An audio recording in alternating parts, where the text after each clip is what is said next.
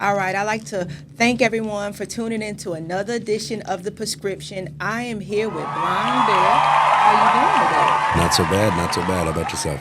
Man, I'm doing wonderful today. I'm in this like energy of just self-thought and self-reflection lately. So it's just got me feeling like I'm just supercharged lately, going to the beach and stuff. Oh man, that's a good place to be. Yeah, definitely, definitely. So guys, I want to introduce you to Blind Bear today. Blind Bear is one of the founders of Bespoke. He's also a glass blower. And most importantly, while we're here today, Blind Bear has like this unique knowledge that I decided I needed to share today, and that's in entheogenics. And I know I just butchered that word. Yeah, and Entheogenics. That was the closest you've gotten today, though, so far. But first of all, explain to everybody what exactly that is before we kind of get going, because I'm going to butcher that all night. I'm just going to let y'all know. No problem. So entheogenics is the study of psychedelic substances for spiritual and personal growth. It's also part of the field that's studying psychedelics for medicinal applications as well. So first and foremost, what made you get interested in studying this? My own damage. That's the best reason, like really healing ourselves. That's the best reason. Absolutely. We've all been through some stuff, and I was in a very particular place where nothing else seemed to work. And, when you're close to giving up, you'll try anything. So I kind of like dove in the deep end, and then through research after just kind of jumping into psychedelics like that, I found ways to utilize them strategically to help with healing not only my own mental issues, but growing as a person spiritually and energetically. I like that. So a lot of people, when they think of like a lot of common psychedelics, they always think that it's only like to get high, but you're actually here to talk about not only the foundations and how a lot of them have stage trials and medical reasons, they also have spiritual uses. Absolutely. So definitely, I think the first one we're going to start with is MDMA, or better known as the active ingredient ecstasy. So let's kind of start with that and go through that. Okay, so MDMA is a really interesting substance. It came about, well, there's a natural version of it, MDA, so sassafras, root beer. It was a main ingredient in root beer back in the day, and through taking the saffron oil, you can concentrate it into essentially a natural form of ecstasy. It's a little bit trippier than your main MDMA. I didn't know that was an ingredient in root beer. Absolutely. It's natural MDA, or like the concentrated sassafras will actually have a root beer, a root beer smell, which is kind of interesting. But so there was the way you feel off of ecstasy or Molly is a really euphoric feeling. Your empathy is boosted. It's hard to feel bad. Your physical sensations are extremely heightened, and your ability to understand is kind of like you become a whole lot more emotional, more than just empathetic. You become very emotional. So when studying this substance and trying to find a way to use it medicinally, it was the main studies have been with PTSD victims of violent crimes or rape and stuff. That's actually it was rape victims that they did the main study I'm going to reference here, where they take this MDMA and they utilize it during therapy sessions to try to help readdress these issues and create healing. Because of the way that memory works, where you're remembering the last time you remembered something, when they would take somebody, they have a couple sessions with a therapist, not under the influence, to build rapport and get kind of close with this therapist to get ready for the treatment. And then they would have 2 to 3 treatments under a moderately heavy dose of MDMA, and then they would sit there and you would work with the therapists. And there's ways to like replicate this in your personal life. It's kind of how I did it with someone I trusted to help deal with some of my trauma. But the way that the studies actually ran, you need to use professionals so that you have the scientific evidence behind it. And I might be butchering the numbers a little bit because I'm running off memory, but it was like 10, maybe 12 people that they used in this study, and these were all victims that they were considered like inoperable, essentially. Like this PTSD had ruined their lives. This was like a last ditch effort to try to like figure something out. And by the end of the studies, it was like 7 out of 10 or like 8 out of 12 were no longer qualified as actually having PTSD, and the rest of the patients were well on their way to recovery and no longer fell into extreme PTSD. It was manageable PTSD at that point. And there's been enough progress on that subject that MDMA has actually reached phase 3 trials when it comes to getting FDA approval, which is the last phase of the trial and the largest one. It involves heavy human trials, and means and so far it's ticking all the boxes. So far MDMA is passing all of the trials and could be very within the next like 5 years could very much so be used in modern psychological medicine as a way to help treat PTSD, depression, and these other negative mental states. I got you. So now I'm going to kind of ask you this. I know that's the medical side of it, but if somebody wanted to use it as far as their self to do it, would that be something safe, or is there a way they could experiment without maybe getting some of the effects of the street drug? As long as you are getting actual MDMA or MDA, then there are ways to use it for personal growth and outside of that particular medical setting. I have a couple friends that actually utilize it almost as like couples therapy with each other. Mm-hmm. So they'll take small doses, and because of that empathy boost I was talking about earlier, they sit down and they have a good time, and they listen to music and they talk through things, and they create a tighter bond between each other because of the boosted empathy and boosted feelings there.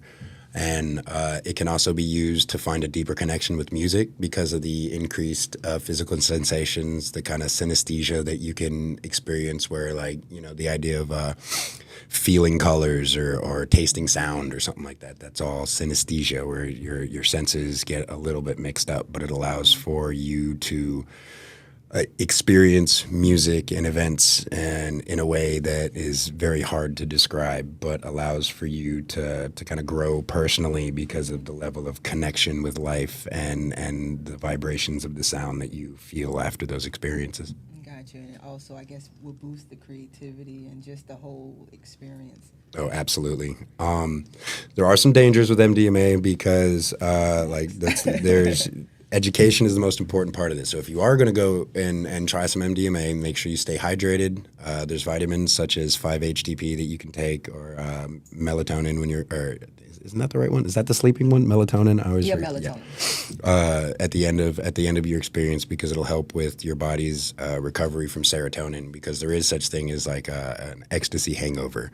Because while you're experiencing this, your brain is doing a massive dump of chemicals. That serotonin, that happy drug, it's a massive dump of chemicals. So the next day you're a little sadder, potentially. You feel a little drained. You know what I mean? And so that's why you don't want to abuse it. You don't want to do too much, because you can burn out your serotonin receptors and get kind of like a permanent depression almost. But utilizing it every now and then and allowing your brain to recover between experiences can prevent all of that. And as long as you stay hydrated, which is usually the biggest problem, because people will forget to drink, you're sweating, it's a stimulant, your heart's beating, you're burning energy, and you'll potentially hurt yourself with not staying hydrated. So as long as you do that, then the experience can be nothing but positive. I got you. And so if someone was to experience that hangover, what would you suggest to kind of help them kind of bounce out of it more quickly? Or eat a banana and an orange. Get some vitamin D in your body. Get some potassium in your body. 5-HTP is a good vitamin that helps your body's serotonin recover. Resting, listen to good music. You know, like general things to help you stay in a better mood, and then.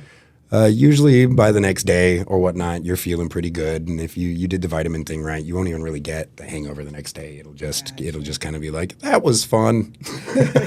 Just kind of have you in that not quite happy, excited, but just like in more mellow, just kind of like you just went through it. Absolutely. It'll be like a chill day where you can contemplate and kind of process all of the. And I definitely think that would be important to process, because while you're going through it, I always say you have to like process everything. Like you gotta go through everything, that dump and everything. Even when you use like mushrooms, which we're gonna get in the next, for people who use them for spiritual or medicinal purposes, mainly for the spiritual, when you come down, you see a lot, you experience a lot if you do it for spiritual reasons. And you have to dump, like you have to process, because you can see so much depending on how long or what type you went. So psilocybins. Psilocybin. I was close. You've gotten the closest so far since we've been talking here. Like it's been pretty good. Thank you. I'm trying. These words are killing me, y'all, but I appreciate you coming and speaking on them. So we'll use the common name mushrooms. So kind of go into let's go into the spiritual uses of that one first before the medical uses. Okay, what's really fun about that is there's actually been studies done on the spiritual aspects of that. So you can look into some interesting studies done. They took all right, so let me back up just a second. So the Catholic Church has a very tangible checklist that they utilize to try to, regardless of how you feel about the Catholic Church, like they had this list is something they use as a way to kind of like write off not spiritual experiences and try to figure out like if it's a real miracle, if it's a real like if there's something really going on here. And so they took a bunch of these Catholic priests, and some of them were given a placebo, some of them were given psilocybin, and everyone that was actually given psilocybin besides one of the priests acknowledged that they had a genuine spiritual experience from taking these mushrooms, from psilocybin. And mushrooms are a thing that have been being used for as long as humans have been around. There's actually a theory called the stoned ape theory, and that's the legitimate name for it. But the idea is that when we were cavemen, because of the way that tripping and psychedelics like this work on your brain, we went from essentially dumb animals to eating these mushrooms and starting to question why, starting to figure out our place here. And so where we are now as a species can potentially be directly attributed to our species eating psychedelic mushrooms. Gotcha. You know, when I think about mushrooms, like it always reminds me of Mario. And like we were talking about like how mushrooms make us magical, but you also told me something that I didn't know that kind of like really caught me off guard. You was like, mushrooms is the closest DNA-wise to humans. Yeah, I think it's like one or two little, I forget what they call them, but it's like one or two pieces off, chromosomes off from actually being a human essentially, which is really neat. I think they're from space, honestly. I think they're aliens. Yeah, it gotta be. So I know, so you've taken mushrooms for spiritual purposes. Can you kind of describe maybe briefly kind of what you experienced and what you went through? Okay, yeah. So I've eaten mushrooms quite a bit. It's one of my favorites. I consider mushrooms teachers because of they, on a spiritual side, I feel like they're connected to spirits of some kind that are trying to connect with us on this side. I know that on smaller doses, it's you get some visuals and body feelings, but the biggest part about it is how it makes your brain operate, because it allows parts of your brain to communicate with parts of itself that don't normally communicate. So part of what I think leads to these spiritual experiences is it allows you to not only see and experience more than you typically could, like with life, it also seems to allow you to feel energies. And if you've never done that, when you trip, you kind of understand that a little bit more, because the vibes are hard to deny. Like anyone that's ever eaten mushrooms or taken acid or anything like that can tell you that there's like almost a tangible energy that comes off of everything. And so mushrooms allow you to kind of experience and feel that to a degree. There's talk of auras, and there's actually scientific proof behind auras and stuff now, and mushrooms, because of the effects they have, allow you to see auras to a degree, or to watch colors and stuff change. And because of the types of experiences that are considered universal throughout that, it allows kind of for more of an understanding of you and your place in the world, but to find beauty in absolutely everything, which by proxy allows you to find spirit or God or whatever you want to call it in everything. It's kind of all interconnected with that. Gotcha. I don't know if that was a good explanation or not. Nah, it was. I mean, it encompassed a lot, but if you've ever experienced it, because I have taken spiritual mushrooms trips, and you got the essence of it. But let me ask, what are the side effects, though? Negative side effects, I don't know too many. I mean, if you take too much, you can puke. You can kind of feel bad. Like, it kind of makes you, because technically when you're eating mushrooms, you're kind of poisoning yourself a little bit. So that's a bit of where the reaction comes from. Although I don't know how many mushrooms you'd have to eat to overdose, because I've eaten a whole shit ton. And shit just gets really weird. It never really, I never ever felt like I was dying. But it can get you kind of, because of how much more information you're taking in, how susceptible to new ideas you become in the experience. It can lead to, if you get focused on bad ideas, or you kind of dwell on negative vibrations or negative experiences, you are feeling a ton more, so it can kind of get you stuck in a loop almost. And most people question their sanity in these experiences because of the fact that some of the experiences are similar to what people who are schizophrenic would feel, and which is why if you're schizophrenic or you think you might be schizophrenic, do not mess with like mushrooms or acid or anything. It can make your symptoms worse, and that is one of the few things that you need to be aware of. Also, don't take them if you're on antidepressants, because it'll either negate the experience, or most of the time it just negates the experience, and you're going to waste everything. It'll just be a waste of money and a waste of your time. Definitely look into, if you have, or you're already medicating for different psychological things and you're looking to utilize these for medicine on that, look into how those chemicals react with each other. So that's one thing to look out for with them, for sure. What else? The next day, I always feel kind of like an afterglow almost. So the days, even weeks after a good mushroom experience, there's just overall happiness and glow to the world that happens. That's one of the things that allow it to be used in the medicinal world for treating depression and stuff, because it is a boost of happiness and love, essentially, which helps with the spiritual experience, but also by proxy leads to just an overall appreciation for life after the fact. Okay. And so you did mention the medical uses. So what are some of the studies or the different things that kind of support or kind of guide into mushrooms being used for medical purposes? Well, funny enough, psilocybin is also in phase 3 trials when it comes to use for depression and anxiety, and for those kind of things. I think it's being used for some PTSD trials, but don't quote me on that one. I could just be mixing. My brain's racing right now, so it could be mixing up some of the substances right now. But I know on the other ones, it's true. The depression, the anxiety, it helps with a little bit of ADD and stuff. I didn't know it helps with ADD.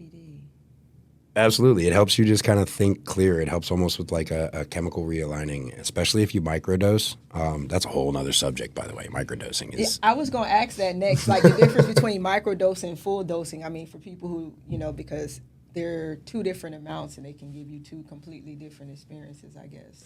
Oh, absolutely. It's the idea of microdosing is what kind of like helped spark the medicinal research into it, because when you microdose, you take a very small amount. You don't want to take enough to feel a full-blown trip. Macrodosing is when you're taking an eighth, a quarter, a half ounce, and you're trying to go talk to God, essentially, or you're trying to have what is known as the psychedelic experience. Terence McKenna has written a bunch of amazing material on this and on like heroic doses and how to start that journey. So if you're curious, definitely go check out Terence McKenna or things written by Ram Dass. There's a few others. Drunvalo Melchizedek is another one that is I enjoy a lot of his writings. There's a bunch of them. It's real easy to find them. But with the microdosing, it allows for to start with the creativity boost, with the brighter visuals, like you're taking in more light, so things seem brighter, and with the happier feeling, but it doesn't give you the inebriation off of it. So you're not tripping.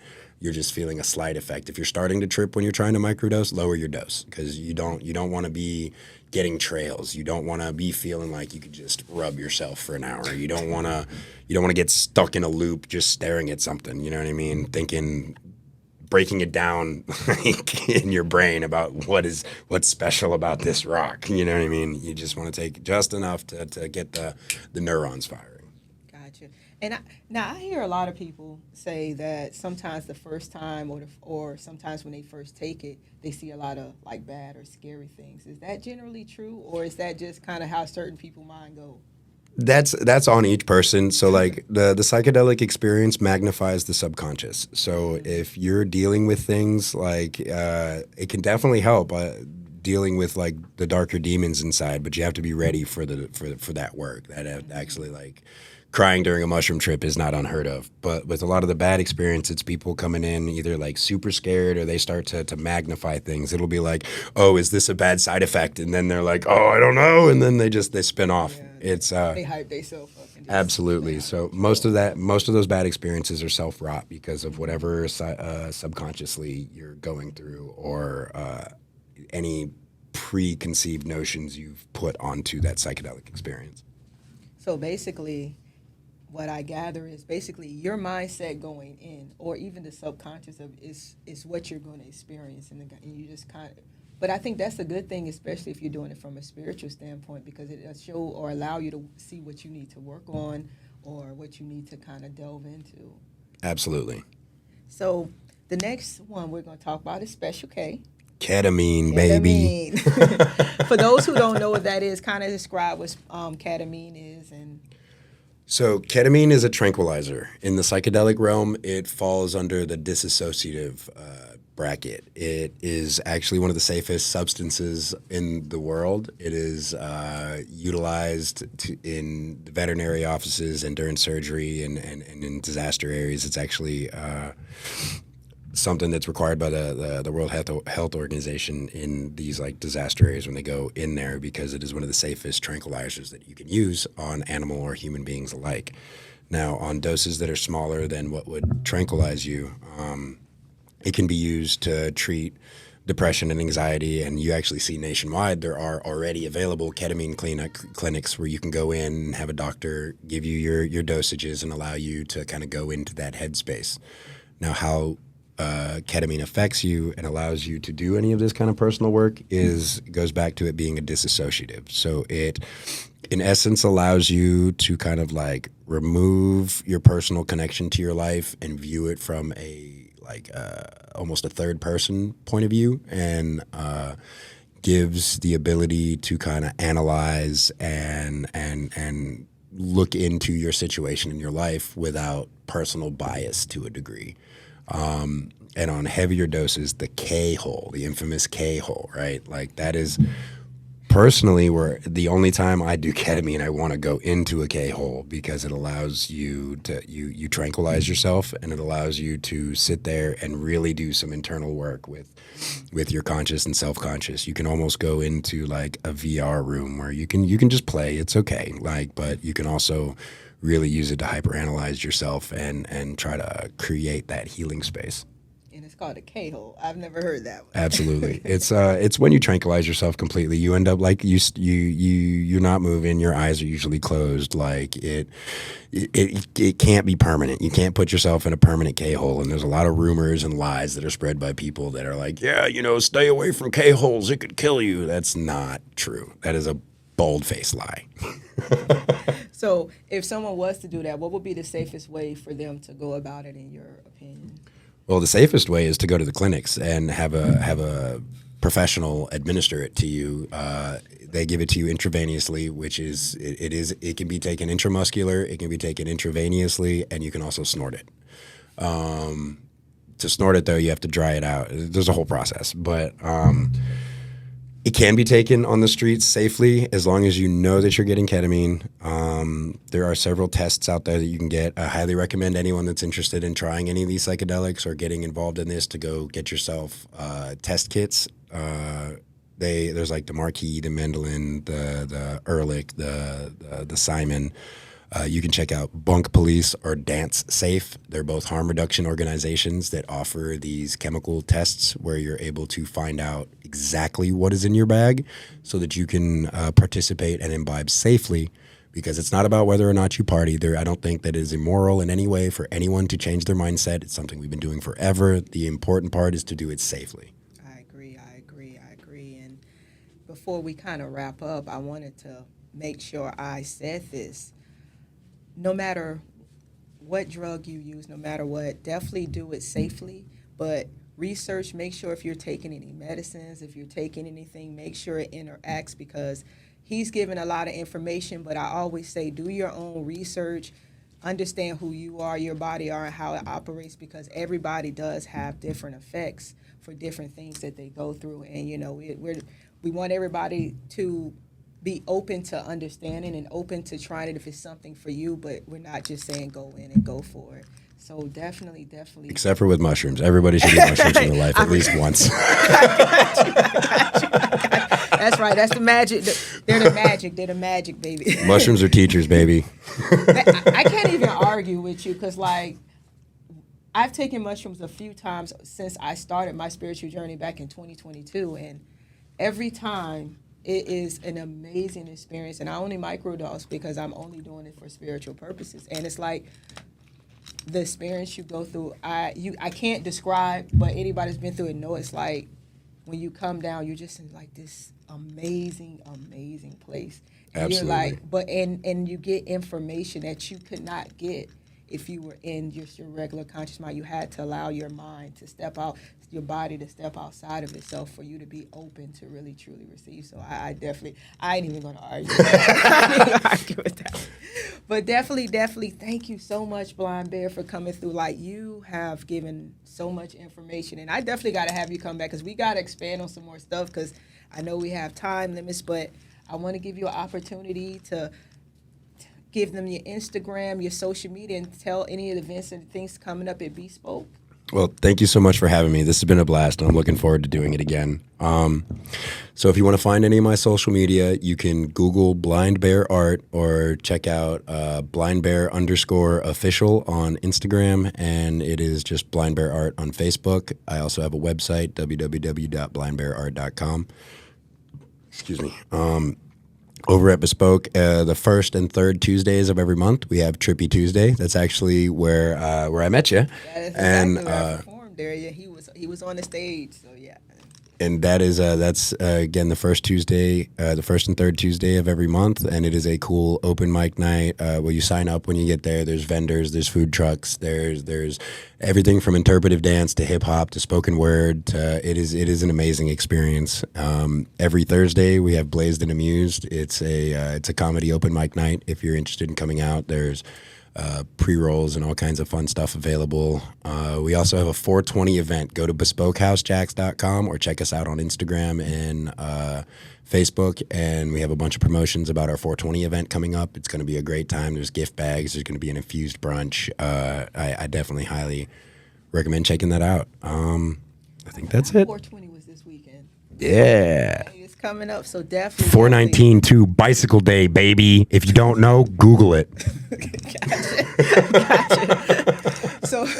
So definitely, for people who say there's nothing to do in Jacksonville, there's plenty of stuff to do in Jacksonville. Definitely check out Bespoke. Like I said, they have first and third Tuesdays, Trippy Tuesdays. That's actually hosted by Cage Bird. They got Such an awesome dude. I fuck with him so hard. He is such a good dude. He really is a great Mover and shaker. 10K Bird on all social media. Go check him out. Dude is doing things, and you want to pay attention. He really is, and I could say I try to support most of what he does. I can't get to everything, but he's always the same person. He's a cool dude, and he's actually doing stuff in the community, and I always support that. So definitely come. And then 420, you heard him. If you don't have nowhere to go, they're going to have them brunch, all that. Y'all definitely check them out. Again, I want to thank y'all for tuning in to another edition of The Prescription. It's your girl, the hit and lover. It's Blind Bear. Woot woot. As I always say, love and light. Y'all have a wonderful, wonderful night.